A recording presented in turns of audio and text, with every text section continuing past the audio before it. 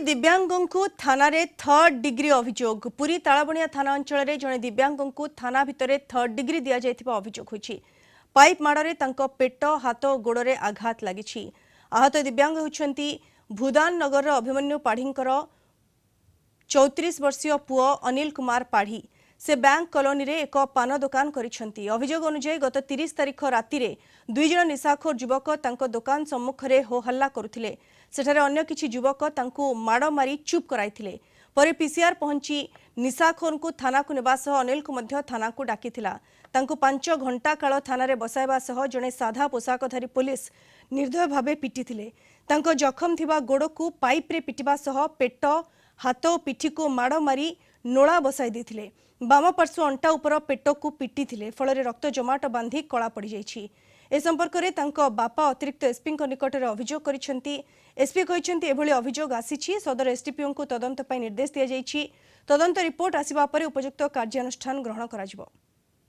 दी जन मद पीथिले सी आसी मो दुकान गंडगोल गले गंडगोल करी सी पलैले दी जन मो दुकान बसली बापा गले मोर नहीं आइले मुझे आसला मत बापा नहीं छाड़े थाना थाना पुणी मत बसैले मत भोक कला मुझे आज्ञा खाइबी से तो खाई सारा पर माड़ टर्चर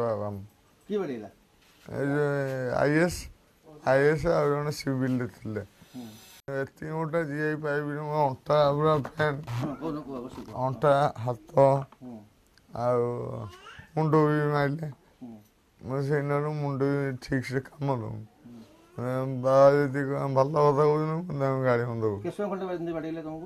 10-15 मिनट बाड़ी हैंडिकैप अक्षम ये दुकान 1200 पेंशन माने भत्ता पाऊँगी ए चलुची दुकान गोटे बच्चे पान बिड़ी सिगारेट बिकुची से आसी गाड़ी फाड़ी लगे से खाऊँ कर खाया मना कर बारम्बार को पुराना ये मना कर जेहेतु से झगड़ा झगड़ा 5 जन लोक आसिक आपको पार्टी करा जो से जो टोका जो गंडगोल करता से गले गले पीसीआर भैन डाकिले से जो लोक जो केस देते जो जो 5 जन से केस देले से आसी कंप्लेन कले कंप्लेन करने भितर लेखापढ़ा चली भितर जन सिविल ड्रेस आसिक नाला त्रिपाठी बाबू त्रिपाठी आसिक से मद पीछे मद पी आसिक दुंद बाड़ुं ओआईसी मना कर आपको जाबड़े से लोक जाबड़े देती ओआई देती आ हाथ बाड़ी मुझे कहली निशा बाटा बाड़ से गोटे अज्ञ गोटे कहीं बाड़े ना कहीं बाड़ी बोली जा बोली आगे धक्का मारी काटिदेले बाड़े